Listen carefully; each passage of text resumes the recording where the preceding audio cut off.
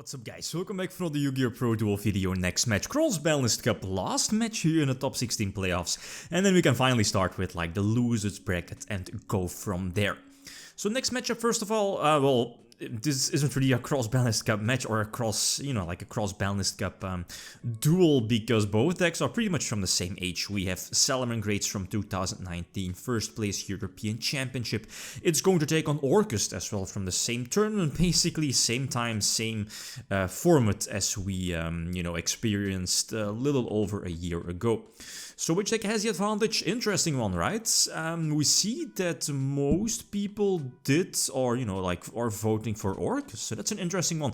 Orcust leading with about 65% in the votes over Salads. Interesting one, even though if we look at both decks, both of their main decks, Salads should, I feel, have the advantage over Orcust, because stuff like Dweller, hand traps, both decks are, main decking like a galore of hand traps. Pretty much both decks are from the same age, so they have access to the same hand traps, like Blossom, for example, and Permanence, right? Go from there. But still, anyway, so going second here, that's a problem as going second against something like Salads, aka a deck that has the ability to put up a first turn Dweller. That's a huge problem for something like Orcust. The deck still had access to MattHouston to search out the extra level 4, either, well, it doesn't really matter, the deck plays like 3 level 4s, including Peacock, I believe that's the name. It has been a while. But yeah, anyway, this is again basically, good old school Orcust of basically any 2-card combination equals Galatea, and Galatea into maybe your full PK engine as well, with the Rusty Bardish as a follow-up play. Nightmare Mermaid, again, the deck has access to Nightmare Mermaid to fuel the graveyard, I guess, fuel the Orcust engine even more, or maybe, like, best case scenario, give your opponent the Ibli as well, but I mean, against Celis you don't really want to do that. So going for like a weak Dingirsu, I guess. I do have a Call by the Grave set if I'm not mistaken, but it's just the Abyss Dweller, right? The Abyss Dweller basically says, no, Orcust, you cannot play the game during your own turn. And yeah, I mean, I don't think there was like, there were so many threats that I needed to get rid of. And I eventually left Dweller on board, but in the long run, it's not going to matter too much. Heat Leo is going to hit the field. He's going to lower the Dingirsu to like, a very low amount of attack points, so both monsters can attack over it. And yeah, both traps, both traps, I think. Both Roar and Rage are set, and that's, well, that's basically a goner, and including, of course, the Dweller plus the, well, yeah, the Gazelle during the opponent's turn, I guess, from his perspective. So yeah, no chance. Going first this time post side deck, and this is definitely an okay start. Well, I kept in the Phantasme, slept in the DD Crows as well, and I believe, did I side deck out Fogblade? Not really sure about that, but, well, it doesn't really matter, since I can...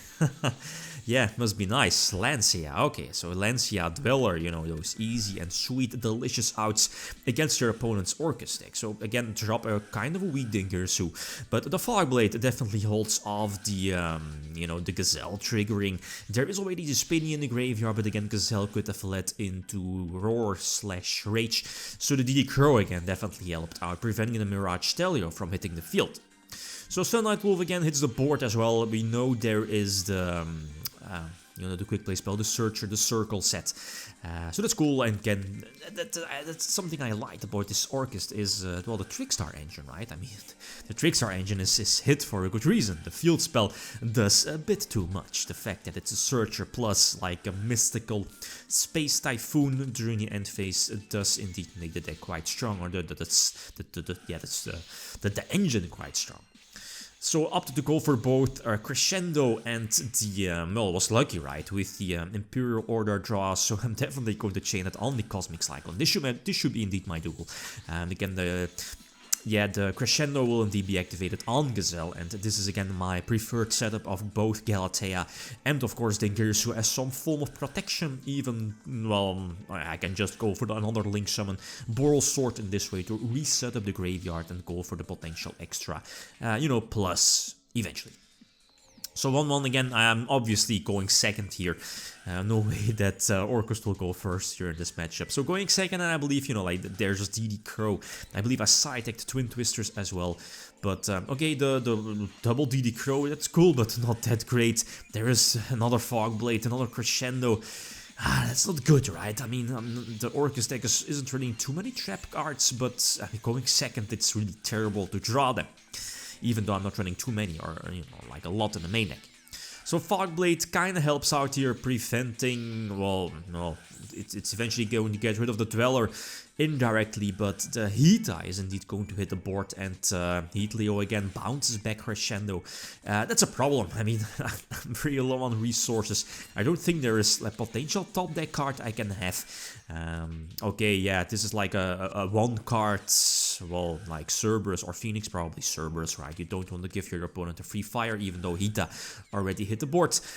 But, well, yeah, then again, like, the Sky Striker Link is a fire as well, and so, but again, doesn't matter, there is no discard card, so I can't go for my Orcust engine.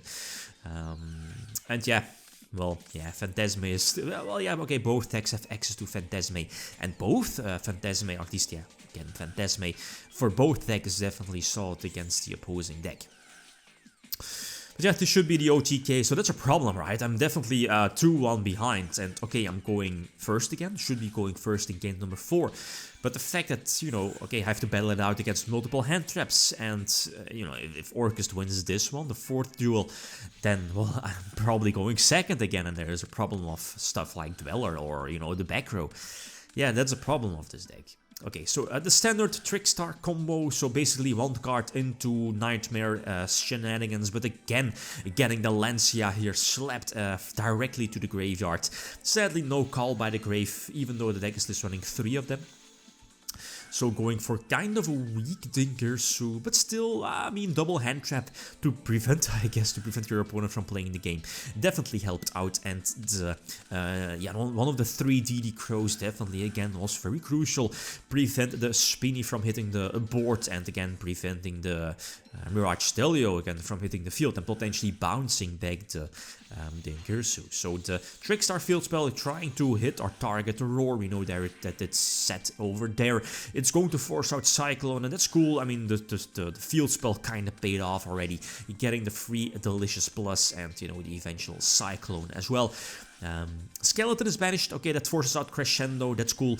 Trying to get set, or, you know, send back the Skeleton, since I think I have a Nightmare in the graveyard. Not sure about this. I think so, yeah. I mean, I could have, like, sent my one-off copy of Skeleton back to the graveyard. Even though Galatea was already used. So Dingersu hits the board, you know, using the pop. This is my desired set, especially if I have access to double Fogblade, and of course, you know, a fully loaded graveyard for next turn. So this should be my duel, right? Getting the free pop. Okay, you know, there is the Gazelle in the hand due to the Quick Play Searcher, due to Circle, but yeah, double Fogblade in this case is really strong. Lancia hits the board, it's the graveyard, actually, that's cool. I mean, I have my desired set, but I can't attack, but again, it's just a matter of time that I'll draw, and this is a very sweet top deck. The Iblis, so get back the free Cerberus, going for a free Link 4, and yeah, I can just banish Skeleton again, reattach it, and use the Rusty Bardish Pop to go for the game eventually. So 2-2, it's going to be a close one.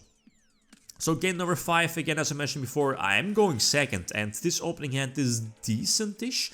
Well, DD Crow, maybe 2 off. Okay, I definitely needed a double off DD Crow. One of them is going to prevent the Roar, I think, or Roar Rage from being set, at least one of the traps. And the second DD Crow is going to hit the Jaguar. Okay, that's cool. So again, prevented the Salamangreat engine from being set up or setting up for next turn. The Trickstar field spell gets blossomed, and I decide to keep the Call by the Grave to, you know, make sure that my engage goes through, I guess, and, you know, the Nightmare combo goes through.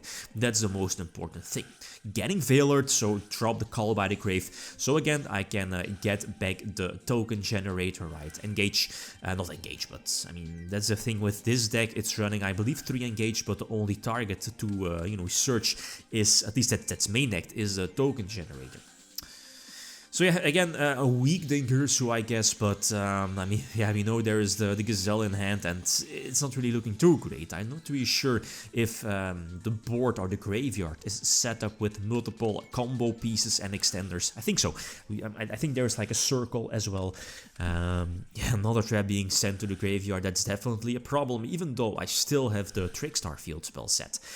To, you know, kind of force out preemptively the potential back row, but still, yeah, Mirage Telio is an easy out for something like Dengirsu. And yeah, okay, we know that this Salamangreat deck has access to the full package of triple circle, triple well, yeah, Blossom, obviously, but having access to Stalio as well, and drawing the Phantasme obviously isn't that great, and we know there is the Blossom, and I do have, I believe, double Nightmare in the graveyard, but, I mean, you can only use one, and we know that the Ash Blossom was there, so it's not really looking too great.